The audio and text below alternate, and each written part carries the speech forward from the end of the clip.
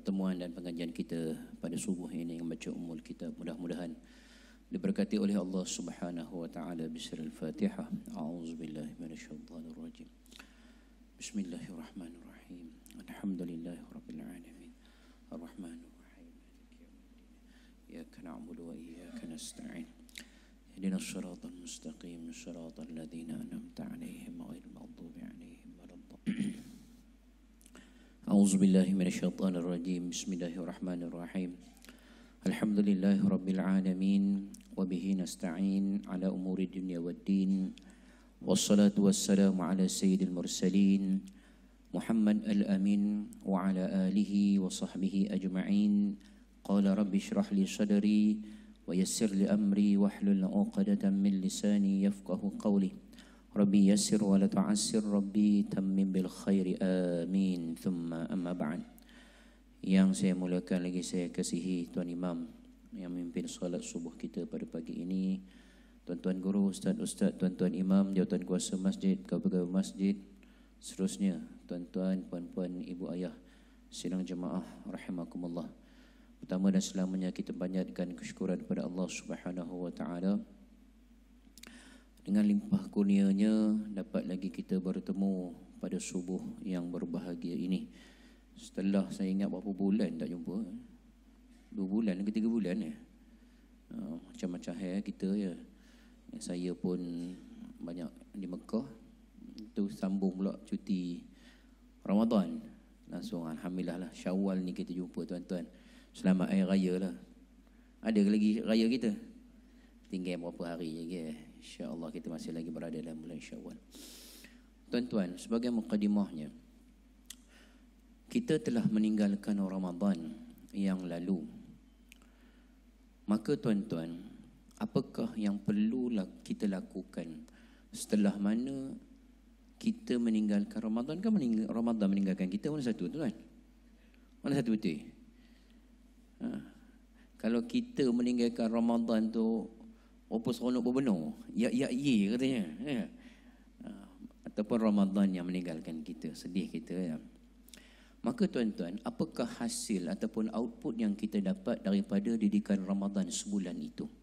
Tahun ni alhamdulillah 29 hari kita berpuasa.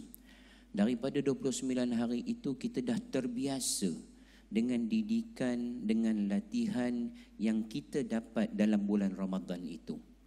Habisnya, bila mana satu Syawal itu menjelma, ke mana kita pergi ataupun ke mana kita bawa didikan Ramadan hari itu? Adakah kita masih lagi meneruskan dengan amal ibadah kita sepanjang Ramadan? Nah, ataupun habis haja Ramadan, kamu tunggulah pula aku tunggu Ramadan akan datang. No kita lah. Maka tuan-tuan, Syekh Dr. Yusuf Al-Qaradawi di dalam kitab penulisan, bukan kitab pun, makalah, penulisan artikel yang pernah dikeluarkan oleh Darul Ifta Kuwait kan. Maka dia telah ditulis satu artikel yang bertajuk Ramadaniyin Rabbaniyin laisat Ramadaniyin. Kamu ini dia kata hamba-hamba yang Rabbani, bukannya hamba kepada Ramadan. Kita ni dia kata hendaklah kita menjadi hamba yang bertuhan. Hamba yang secara seluruhannya mengharapkan Tuhannya dan mengusahakan dirinya untuk rapat kepada Tuhannya. Sebab itu dinamakan Rabbaniyin. Laisat Ramadaniyin, bukannya kita ini hamba kepada bulan Ramadan. Maksudnya datangnya Ramadan, beria kita beribadah. Ada? Habisnya Ramadan, takat tu je lah. Bila nak start balik Quran ni? Tunggu, nanti. Nanti bila? Ramadan tahun depan. Kalau umur panjang lah. Maka tuan-tuan, dalam penulisannya itu banyak dibahaskan, disyarahkan. Kemudian Dr. Syekh Dr. Yusuf Al-Qaradawi dia mencadangkan beberapa perkara yang perlu diteruskan untuk menatijahkan seseorang itu menjadi hamba yang Rabbani. Saya ambil beberapa poin saja, penting saja sebagai panduan kita lah. Ya, sama-sama lebih-lebih lagi saya bercakap ni lah. Dia kata, ketika mana kita berada di dalam Ramadan, maka kita ini berpuasa sebulan Ramadan dan meninggalkan segala larangan-larangan puasa yang padanya halal di sisi agama, tetapi disebabkan puasa itu kita tinggalkan. Kita tak makan, tak minum, macam-macam lah kita tinggalkan kerana berpuasa. Kenapa tidak, dia kata, kita teruskan dengan amalan puasa itu pada setiap bulan untuk 11 bulan yang akan datang. Ya, sampailah jumpa Ramadan tahun depan balik. Kata dia dalam satu hadis Nabi sallallahu alaihi wasallam, bagaimana Abu Hurairah menceritakan bahawa Nabi sallallahu alaihi wasallam berwasiat kepadanya, kemudian dia tidak tinggalkan sehingga dia wafat. Okay. Apa dia? Dia kata, menjadi kelaziman dan amalan dalam hidup Nabi sallallahu alaihi wasallam berpuasa pada setiap bulan itu, yakni bulan Islam, sekurang-kurangnya 3 hari. Sebulan Ramadan sebulan dalam bulan Islam tu paling kurang 3 hari. Tuan-tuan, saya pasti tuan-tuan mengamalkan, melakukan puasa sunat Isnin dan juga puasa sunat Khamis. Isnin Khamis tu, alhamdulillah. Maka tambahlah lagi pula sebagaimana puasanya Nabi sallallahu alaihi wasallam, iaitu Nabi akan menjaga hari-hari putihnya dengan dia berpuasa, iaitu pada 13, 14 dan 15 hari bulan setiap bulan. Maka tuan-tuan, saya mengajak diri saya dan juga tuan-tuan, kalau sebelum ini kita belum mengamalkannya, maka start daripada Zulqa'dah ini, maka kita amalkan, ya, sampailah dia menjadi kebiasaan dalam kehidupan kita untuk kita sentiasa berpuasa 13, 14 dan 15. Ini Nabi kadang-kadang tak puasa juga Isnin Khamis, tapi Nabi pastikan dia tidak meninggalkan sehinggalah dia wafat untuk berpuasa pada hari-hari putih ini. Kemudian tuan-tuan, yang keduanya Syekh Dr. Yusuf Al-Qaradawi berkata tentang pembacaan Al-Quran kita. Dalam bulan Ramadan beria benar kita baca Quran. Ya, kalau di Masjidil Haram tu, habis mushaf Al-Quran tu habis. Dekat rak habis. Ya, sentiasa semua jemaah datang tu memegang Quran aja, baca. Samalah juga dengan tempat kita ni kan. Mana-mana masjid pun sama serupa je kan. Dalam bulan Ramadan adanya halaqah Quran. Ya, baca Quran, kadang-kadang kita namakannya halaqah itu tadarus al-Quran. Dengan kaum-kaum muslimat, ibu-ibunya selepas subuh demo yang paling banyak halaqahnya. Ya, lepas subuh sampai pukul 8 tu demo. Satu bulatan. Kita pun kadang-kadang orang lelaki ni selalunya lepas ambil turn lepas tarawih. Tak? Ataupun petang-petang sementara nunggu buka puasa lepas asar tu kita baca sampai pukul 5.30 konak gitu. Tetapi malangnya habis aja Ramadan, maka habislah Al-Quran tu.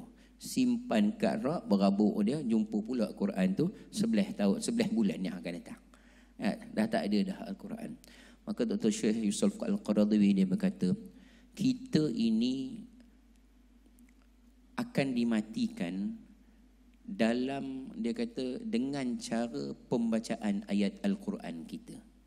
Semakin banyak kita membaca Al-Quran, kata dia, maka cara mati kita itu akan diangkat dan dimudahkan. Ya. Kalau sikitnya kita membaca Al-Quran, maka susahlah kematian kita.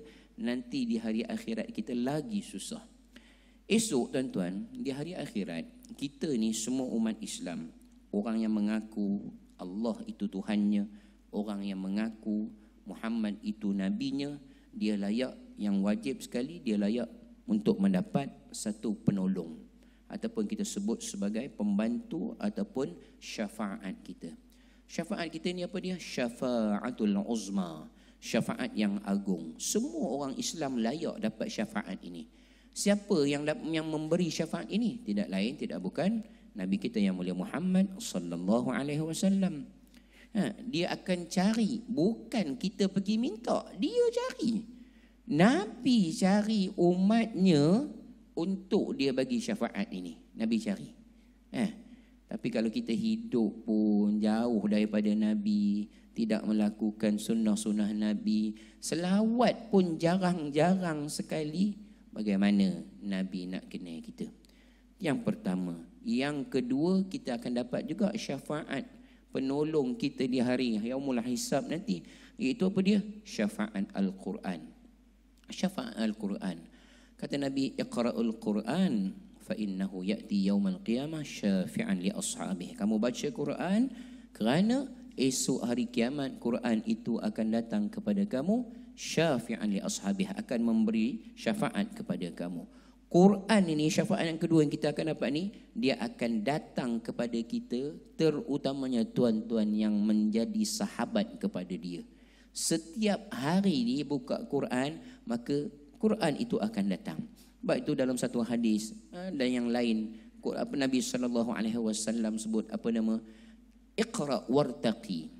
Hari kiamat esok kan, dalam kita duk berhimpun nak masuk, dah masuk syurga pun, dah masuk syurga, maka Quran itu akan sebut iqra wartaqi.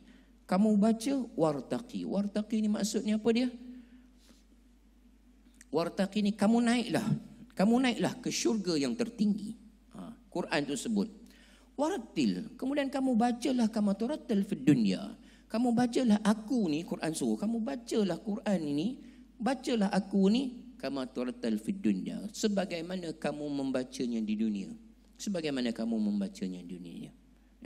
Maka tuan-tuan, kalaulah kita memang menjadikan Quran ini mainan bibir kita, sentiasa kita buka, maka mudahlah urusan mati kita, tinggilah darajat-darajat orang yang membaca Al-Quran di hari akhirat esok. Jangan kita tumpukan Al-Quran itu pada bulan Ramadan. Quran ni dia bukan banyak muka suratnya pun. 604 muka surat. Setahun kita ada 360 hari lah lebih kurang. Kalaulah kita istiqamah, mulazamah, sehari satu muka surat, kurang 2 tahun kita dapat khatamkannya. Tak perlu dah tunggu bulan Ramadan. Kemudian yang ketiga, poin yang ketiga tuan-tuan, Dr. Yusuf Al-Qaradawi berkata apa namanya? Satu sunnah Nabi yang sentiasa kita tinggalkan, iaitu sembahyang witir. Berbeza dengan dalam bulan Ramadan. Ramadan kita jaga witir kita sungguh-sungguh. Habis haja apa namanya tarawih, kemudian kita sambung dengan witir 3 rakaat. Tetapi tidak pada bulan selain bulan Ramadan. Paling-paling rajin kita pun kadang-kadang habis haja isyak tu, dia kata apa namanya? Kita buat ba'diyah isyak 2 rakaat. Maka kenapa tidak latihan 30 hari dalam bulan Ramadan itu dengan kita melaksanakan witir setiap malam? Kenapa kita tidak teruskan pada sebulan selain Ramadan? Maka Dr. Yusuf Al-Qaradawi dia kata apa namanya? Seharusnya selepas sahaja kita selesai 2 rakaat sembahyang sunat ba'diyah isyak, maka kita terus naik lagi 1 rakaat. Buat 1 rakaat cukup dah sebagai permulaan. Buat 1 rakaat dan nak latih diri kita menjadi biasa dengan solat sunat witir itu. Bukan lama kan? 1 rakaat sahaja kurang-kurang 3-4 minit dah selesai dah. Sebab Nabi tak pernah meninggalkan solat sunat witir sepanjang hayatnya sehinggalah dia wafat, sebelum qabla an anam, sebelum dia tidur. Maka tuan-tuan, sebagai mukadimah, 3 perkara ini mudah-mudahan menjadi apa namanya panduan dalam kehidupan harian kita. Wallahu taala alam. Baik tuan-tuan, buku ni nanti kejap ya, nanti dulu ya. Sebabnya udah apa namanya beberapa bulan ni tak datang ni. Jadi soalan tu banyak. Soalan datang bertubi-tubi. Pagi ni saya minta izin dulu ya untuk kita jawab soalan sebelum apa namanya kita teruskan bacaan kitab kita. Sekejap, saya dah kumpulkan satu WhatsApp. Okey Baik. Ada soalan yang bertanya ni. Minta Ustaz sentuh bab cara sujud, masih ada yang sujud tangan melekap ke lantai bagi lelaki, dan cara sujud akhir yang afdal. Okey, dan cara angkat takbir makmum supaya tidak mengadu cara angkat takbir makmum supaya tidak mengganggu makmum yang lain. Kemudian minta ustaz sujud pada setiap sujud dan tahiyat akhir macam mana ya. Baik, kita cubalah jawab. Okey. Baik. Tuan Haji ataupun soalan yang penanya ni minta terangkan ataupun minta kita kongsikan bersama tentang sujud tentang sujud. Macam ni tuan-tuan. Sujud ni dalam satu hadis kita nak tahu ni sujud ni macam mana kan. Semua orang tahulah, tapi kita nak sebagai murajaah kita pagi-pagi ni untuk mencantikkan lagi solat kita. Dalam satu hadis Nabi SAW, Nabi sebut, umirtu an asjud ala sab'ati a'zam. Aku diperintahkan untuk sujud di atas 7 tulang ataupun di atas 7 anggota. Maka sujud yang sempurna perlunya kena pada 7 anggota ini. Okey. Apa anggota sujud tuan-tuan? Anggota sujud yang pertama jabhah. Ya. Orang Arab panggil kening, tapi kening sini. Jabhah ini lebih kepada dahi. Dahi satu. Kemudian apa lagi? 2 tapak tangan. Kemudian lagi 2 lutut. Kemudian lagi mana satu? 2 lagi. Dia bukan 2 jari kaki tau, tetapi dia lebih kepada perut anak jari kaki. Dia ada beza tu, jari kaki dengan perut anak jari, perut jari kaki tu. Baik. Saya minta izin guna ni imamnya.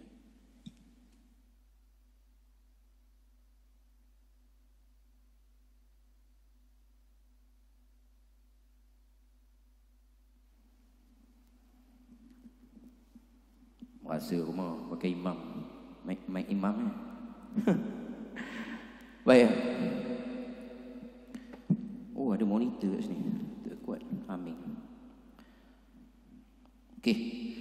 Sebelum kita pergi ni dulu pergi bagaimana kita nak meletakkan ketujuh anak jari kaki ni. Saya nak tanya dulu 7 anggota tadi. Tuan-tuan turun sujud, tuan-tuan turun mana dulu? Ini pun salah juga ni. Tuan-tuan turun mana dulu? Nabi ketika mana Nabi menceritakan perihal sujud, ibu-ibu, dengar dengar. Okey. Nabi melarang kita sujud umpama turunnya seekor unta. Kemudian dah sujud itu Nabi melarang kita sujud itu umpama seekor anjing. Oi, dalam sembahyang pun ada rupa unta, ada dalam rupa anjing. Sebab tu Nabi tak bagi. Baik. Saya nak tanya, tuan-tuan turun sujud, turun yang mana? Lutut dulu ke, kepala dulu ke, tangan dulu? Yang mana satu? Kalau turun kepala dulu, keras benar muka belakang rumah. Hebat benar. Pom terus dia. Dah, yang betulnya mana? Nak turun lutut dulu ke ataupun tangan dulu? Nak mana? Dua-duanya boleh. Dua-duanya boleh, tak ada masalah. Tetapi cara tu kena betul. Okey. Yang dimaksudkan oleh Nabi larangan untuk turun sujud umpama unta, bila mana unta dia bangun unta dia bangun daripada dia duduk, dia akan angkat kaki belakang dia dulu. Unta 4 kaki kan? Dia akan angkat kaki belakang dia dulu, kemudian terangkat punggung dia yang tu. Maka Nabi larang kita turun macam tu. Okey. Maksudnya kita turun terus tangan.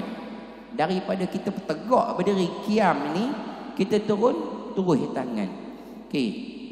Sami Allahu liman hamidah. Allahu akbar. Dia terus macam tu. Daripada atas ni, daripada qiyam ni, terus macam ni. Nah, ya, sebik tangan kuat lagi. Terus macam ni. Yang ni yang Nabi tak bagi. Kan? Dia berbeza. Yang dikatakan boleh turun sujud itu lutut dan tangan dulu boleh. Yang afdalnya turun lutut dulu. Biasa kita kebiasaan Allahu Akbar. 2. Okey. Ni. Terus ni 4 anggota dah. Letak dahi ni 5. Kemudian baru betulkan kaki. Okey. Ataupun maksudnya kita turun ni dulu.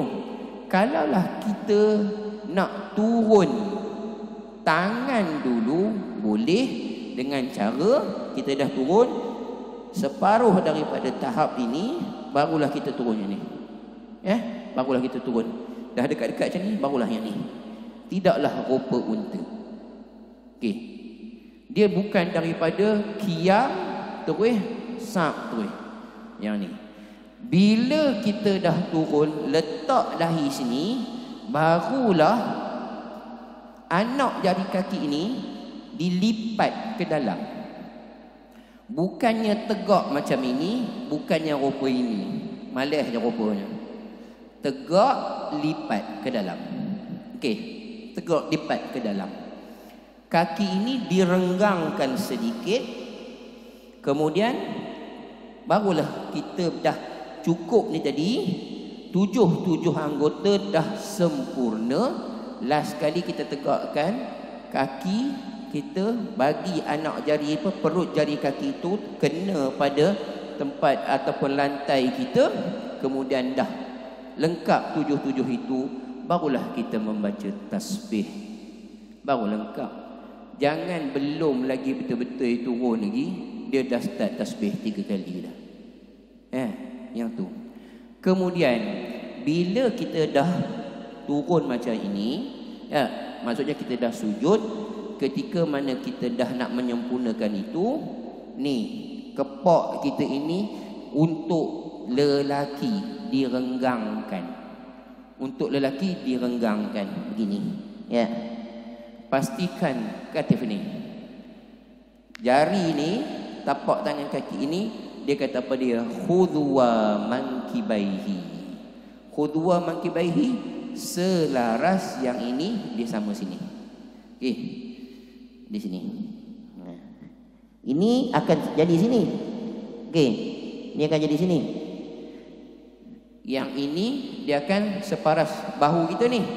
Yang ini nanti dia akan jadi khudwa udunaihi.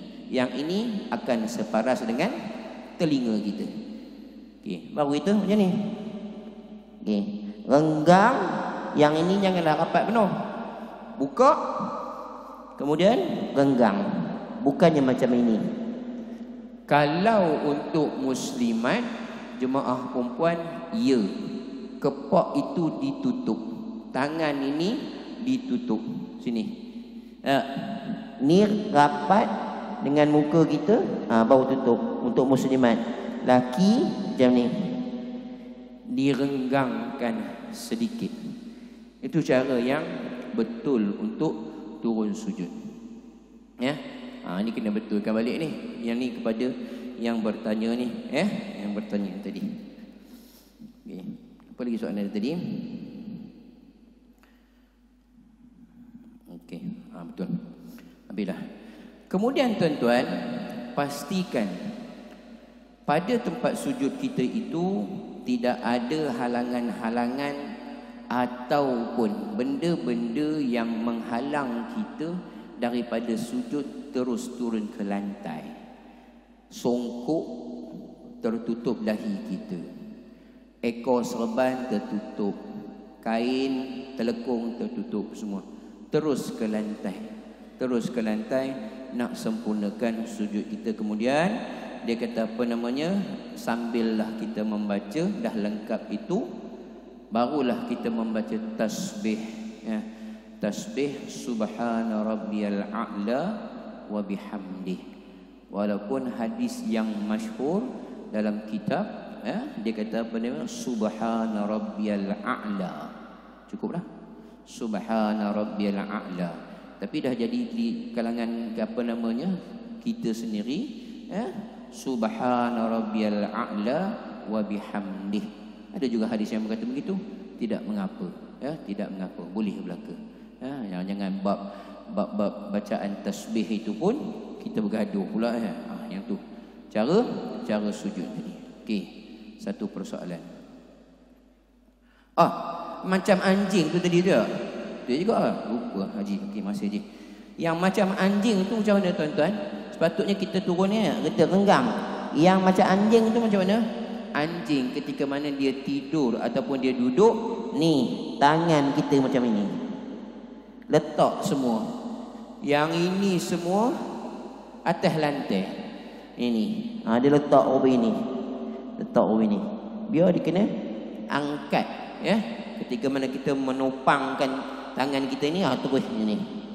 Bukannya ketika turun, dah kita turun ni. Malih benar. Itu dua perkara yang Nabi tegah ketika mana kita sujud. Ketika mana kita sujud, turun sujud seperti unta, kemudian dah sujud seperti apa namanya anjing pula. Okey, tu. Baik, Ustaz, bagaimana cara mudah angkat takbir beserta niat? Kadang-kadang datang was-was. Tolong terangkan. Okey.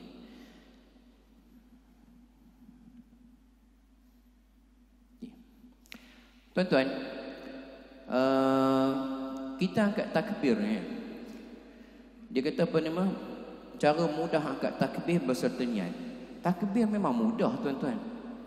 Takbir memang mudah. Tetapi bila kita salah faham, itu yang dia jadi susah tu. Ketika mana kita angkat takbiratul ihram, dia perlu hadirkan niat solat kita. Tang ni yang kita susah ni. Nak jaga niat ni, yang ni kita susah ni. Okey.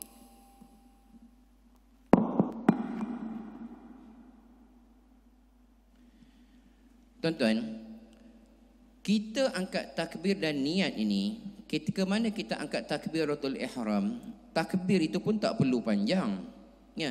Allahu Akbar, cukup. Allahu Akbar. Tetapi kita perlu hadirkan niat itu ketika mana kita angkat takbir. Okey. Sebab itu kita nak angkat takbir perlu cukup 3 elemen ataupun 3 perkara sahaja, iaitu qasad, ta'arud ataupun ta'arid, ta'yin. Yang tu sahaja untuk masyarakat awam seperti kita. Masyarakat awam seperti kita ni cukup itu sahaja. Apa dia qasad, apa dia ta'arud, ta'yin? Okey. Qasad itu maksudnya yang kita sebut sebagai usalli. Sahaja aku solat. Panjang menor. Bahasa Melayunya aku solat aja. Aku solat. Bahasa halusnya tu yang kita bubuh bahasa tu, sahaja aku solat tu. Ta'arud tu apa dia? Fardu. Ta'yin apa dia? Kita tetapkan. Kita sembahyang apa sebenarnya tadi? Subuh. Dah itu je. Aku solat fardu subuh. Cukup tu aja. Jadi dia kita nak mudahkan. Mudah gitulah mudahnya. Allahu Akbar. Kita angkat kan? Allahu Akbar. 3 tu maksudnya. Aku solat fardu subuh. Dah, itu aja. Untuk sembahyang fardu. Untuk sembahyang fardu.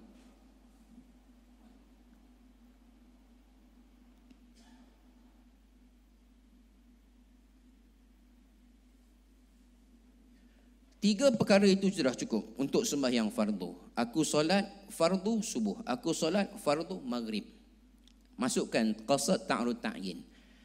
Berbeza kalau kita sembahyang Jumaat. Sembahyang Jumaat kena tambah satu lagi. Wajib. Qasad, ta'arud, ta'yin. Yang tu biasa. Tapi kalau Jumaat, wajib kita tambahkan satu lagi penentuan.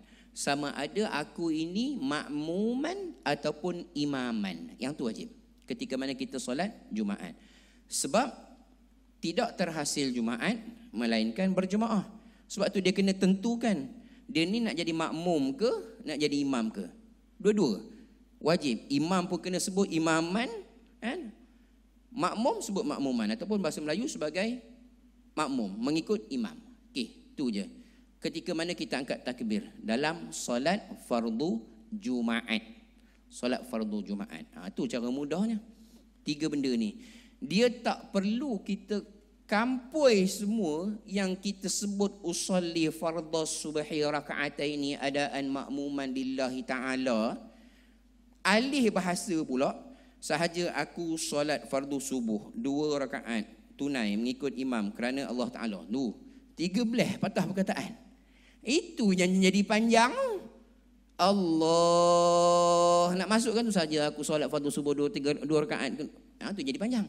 Sedangkan yang perlu wajib, yang perlu ada hadir dalam hati kita ketika mana kita angkat takbir, yang tu je. Aku solat fardu subuh, aku solat fardu zuhur. Itu ni cara mudahnya. Kalau Jumaat wajib ada adaan, wajib aja makmuman ataupun imaman. Baik. Yang ni untuk solat fardu. Berbeza kalau untuk solat sunat mutlak. Solat sunat dia lain. Solat sunat mutlak, solat yang tidak ada sebabnya. Kamu sembahyang apa? Sembahyang sunat. Yalah, sembahyang sunat apa? Sembahyang sunat. Sembahyang sunat apa? Sunat saja-saja sunat. Dia tak ada buat apa kan? Sembahyang sunat boleh tak?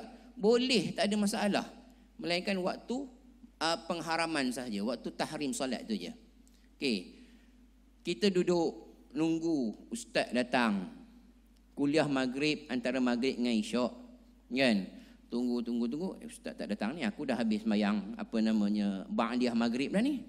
Mana ustaz tak nampak muka lagi ni? Maka dia pun tak ada buat apa. Dahlah sembahyang sunat lah aku. Buatlah sembahyang sunat biasa je. Itu namanya sunat mutlak yang tidak ada sebab. Saja-saja kita nak sembahyang. Boleh, tak ada masalah. Maka kalaulah sembahyang sunat mutlak yang tidak ada sebab, cukup dia qasad sahaja. Aku solat. Dah.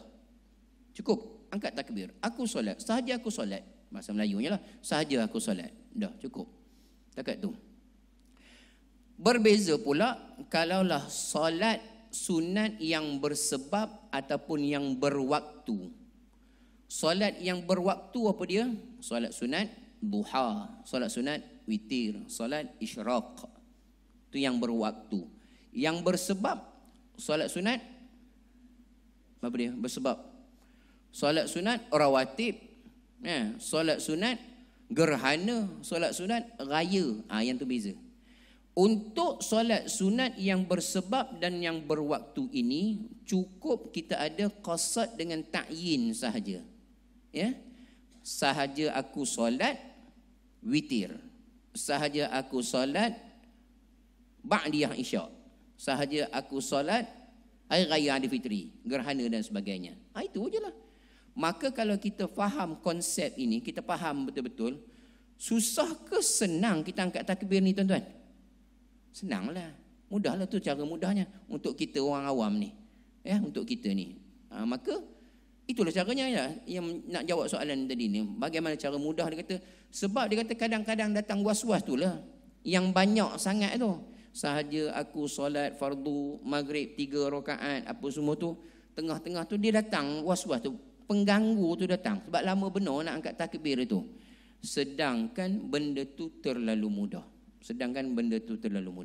Itu caranya, cara nak mudah kita angkat takbir. Baik, itu soalan yang kedua. Soalan yang ketiga, Assalamualaikum Ustaz. Kuliah di Masjid Al-Muttaqin nanti tolong perincikan tentang kaedah sebenar solat sunat, solat duduk di kerusi. Terdapat ramai ahli jemaah berkerusi sekarang ni. Namun didapati berbagai ragam cara solat dilaksanakan, terutamanya semasa melakukan sujud. Mohon diseragamkan.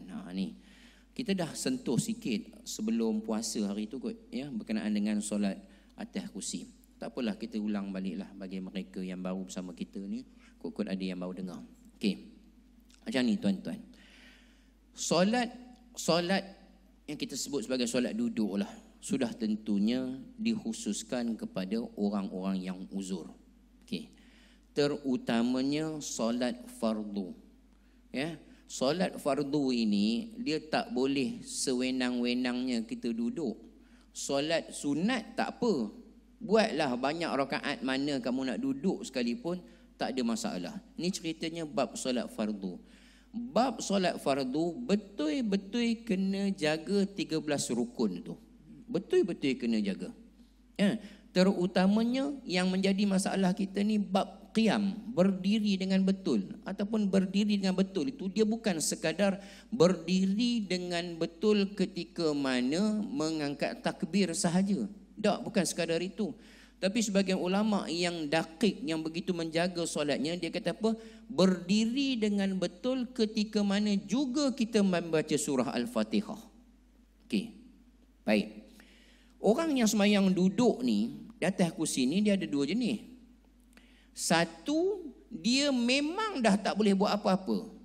Dia nak berdiri pun tak boleh, dia nak baring, dia memang kena duduk tu. Kan? Dia memang tak mampu, dah tak larat dah. Kan? Yang ini memang dibenarkan daripada mula lagi dia angkat takbir, memang dia boleh dibenarkan duduk. Sebab dia dah tak mampu. Nak berdiri macam mana? Tumbang lagi tu, pula kita. Kan? Tak. Yang ni memang dibenarkan. Berbeza dengan orang yang elok je, dia datang masjid, naik motor. Dia bawa kursi lipat, elok jalan kaki angkat. Hoi, datang sini. Kan? Elok dia datang ni. Bila nak angkat takbir, elok pula dia duduk. Yang ni tak boleh. Ini yang kita bincang hari tu kan. Orang yang jenis-jenis, dia boleh berdiri, sebenarnya boleh berdiri. Daripada luar itu nak masuk ke dalam masjid pun, dia memang boleh berjalan. Maksudnya dia boleh berdiri lah. Ya.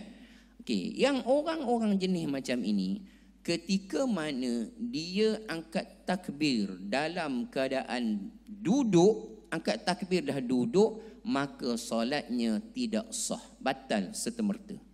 Sebab itu rukun, berdiri tegak itu rukun ketika mana angkat takbir. Okey, orang yang macam ini dia harus dan perlu, wajib dia berdiri tegak, kemudian dia angkat takbir, Allahu Akbar. Dia angkat takbir. Okey.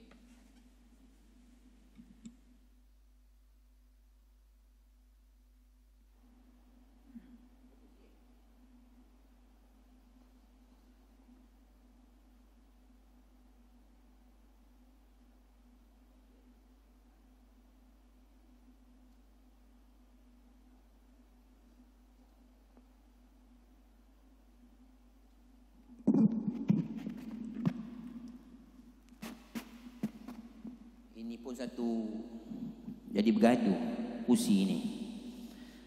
Kalau kita guna kursi, kaki kita ni di sini ke ataupun kaki kursi yang di sini? Kaki kursi yang di atas soft. Kalaulah kaki kita di sini, jenuh rumah, orang belakang nak sujud. Kursi di sini.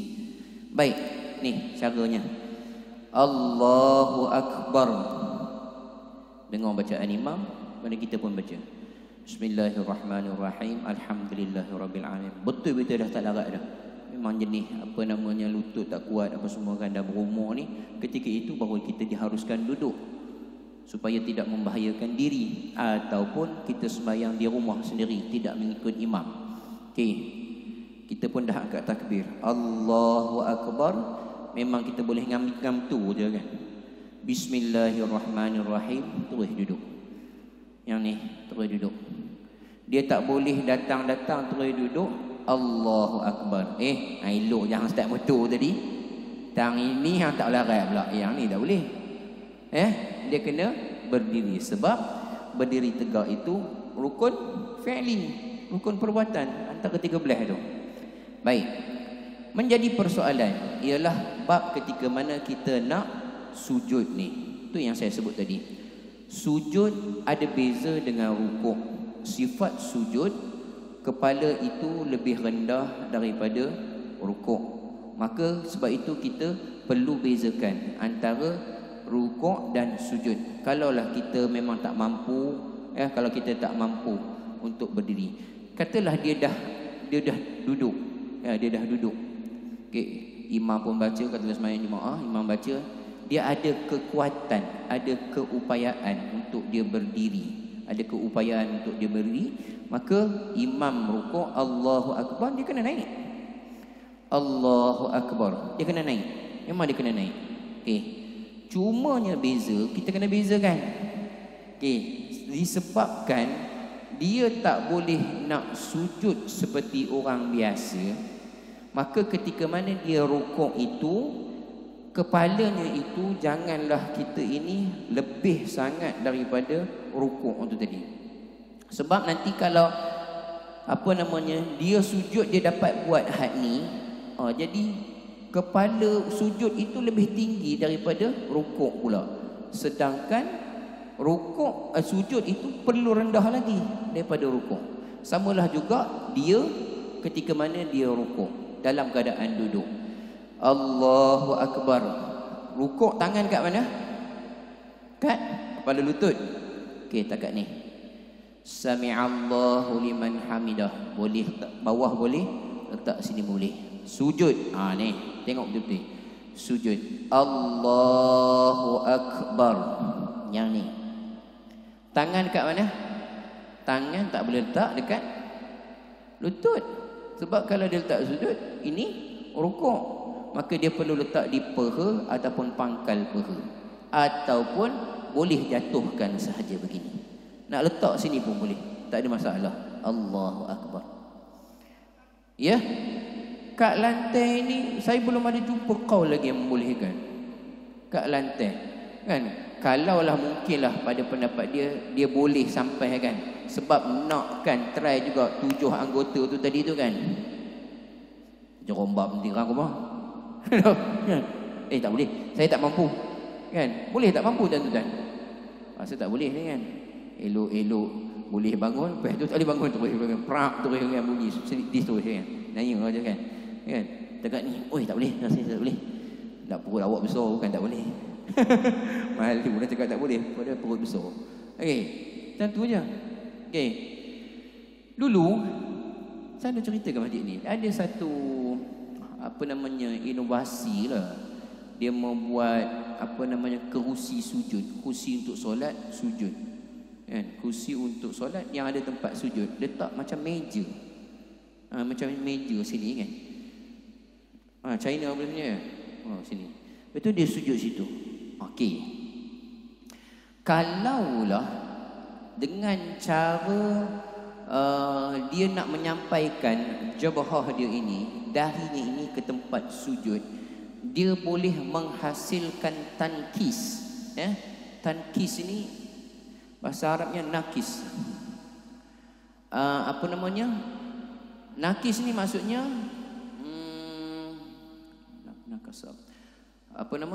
kepala itu lebih rendah daripada punggung. Yang itu tak apa. Dia ambil jenis macam tu. Maksudnya dia sujud itu kepalanya katalah letak atas meja. Okey, letak meja sini, dia letak kepalanya di situ. Dalam keadaan sujud macam tu, dia boleh menghasilkan kepala dia rendah dan punggung dia tinggi lagi daripada kepala itu, yang itu diharuskan.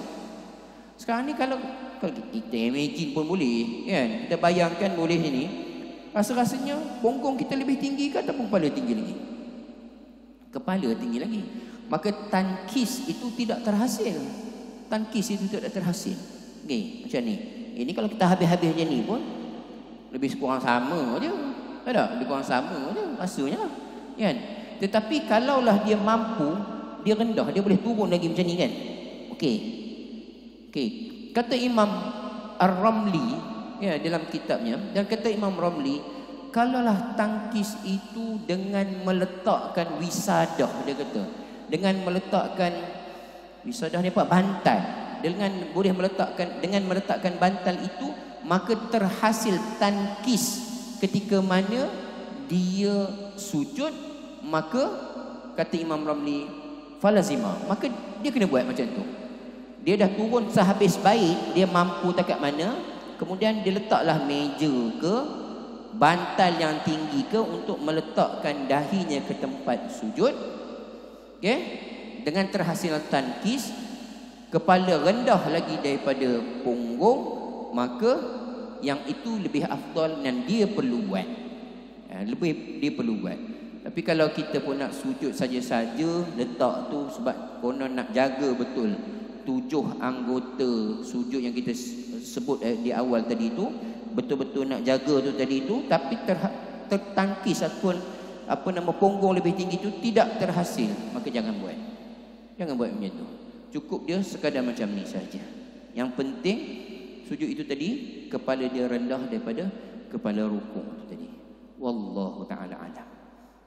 Jangan kita pula betul ada semayang duduk ni macam-macam style, macam-macam rupa. Ada? Ya, Haji, betul. Dia bergantung kepada keuzuran dia. Ada orang jenis boleh sujud. Kalau jenis boleh sujud itu, tapi cuma dia tak boleh berdiri lama, nak duduk lama, tak boleh kaki pelipat ada bisui ke apa ke, yang itu dia kena sujud betul-betul. Dia bukannya sakit lutut, tak ada gel ke apa benda ke, bukan pun. Belakang pelipat ni ada bisui je. Kan? Itu je. Maka ketika mana dia sujud, Allah, dia dah turun kan? Allahu Akbar, kemudian dia naik. Duduk antara sujud, Allah nak duduk betul tak boleh. Allahu Akbar. Okey. Rabbi ghfirli habis. Allahu Akbar, turun lagi. Kan? Allahu Akbar. Terus sebab dia tak ada masalah nak berdiri lama. Dia contohnya bisu je belakang kan. Bergantung kepada keuzuran masing-masing. Apapun kita boleh pegang juga dengan Allah suruh apa dia, fattaqullah mastata'tum. Bertakwalah kepada Allah, taatilah kepada Allah mastata'tum, takat mana yang kamu mampu. Tapi jangan berdoa banyak. Jangan pula kecoh banyak rumah ni kan. Mohong banyak sangat kan. Yang sebenarnya elok je jalan tadi, udah tiba-tiba terus duduk. Ya. Wallahu taala alam. 7 suku dah membuat. Tuan-tuan, ayah, saya kira cukup sekadar ini dulu perkongsian kita pada pagi ini. Insya-Allah kita akan sambung bulan hadapan panjang umur insya-Allah. Dah 8.5 lah.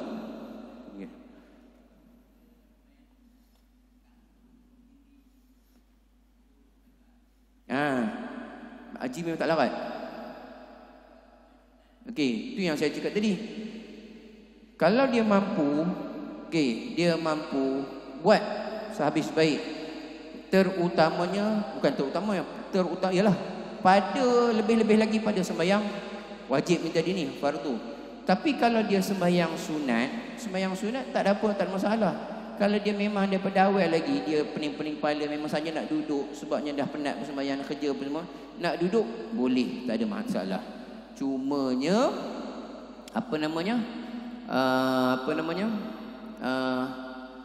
ada satu hadis tau. Allahumma salli. Salatul qa'idi nisfu ajrun min salatil qa'imi. Kata Nabi sallallahu alaihi wasallam. Orang yang sembahyang duduk, kata Nabi sallallahu alaihi wasallam, nisful ajri, akan dapat sebahagian sahaja, setengah pahala daripada salatul qaim. Orang yang sembahyang berdiri, orang punya markah kita separuh saja. Terutamanya kalau kita memanglah tak ada alasan begitu, ya. Wallahu ta'ala. Okey.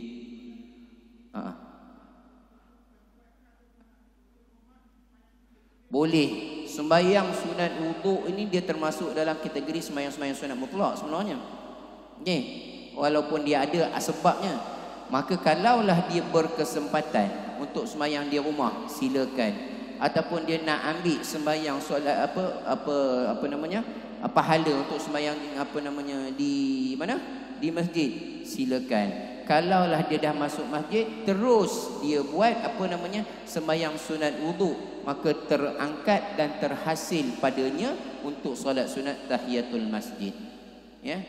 Dalam satu hadis dalam kitab Anak Kunci Syurga, tuan-tuan boleh buka hadis tu, tak silap saya muka surat 59 atau 60. Muka surat 59 atau 60. Dia menceritakan bagaimana terhasilnya solat sunat tahiyatul masjid, boleh dengan cara 2 rakaat, boleh dengan cara 4 rakaat.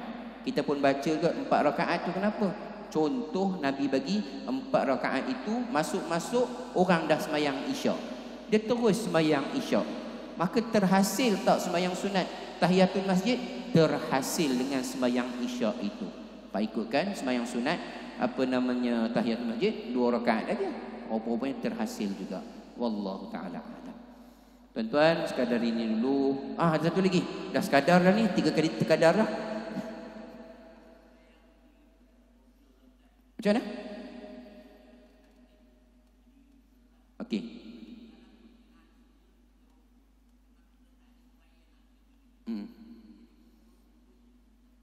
Boleh. Tak ada masalah. Sama juga dengan cerita yang kita berdiri tadi. Kan? Kita berdiri sampai mana dah? Kan? Memang kita pun dah tak ada upaya terus duduk, tak apa. Ya? Tak larat juga Ustaz. Tak larat Ustaz. Memang nak tumbang mana? Baring terus. Boleh, tak ada masalah. Ya, boleh. Kan? Sebab itu fa'ilam tastati', kata Nabi kan macam mana kan? Semayanglah kamu dalam keadaan duduk.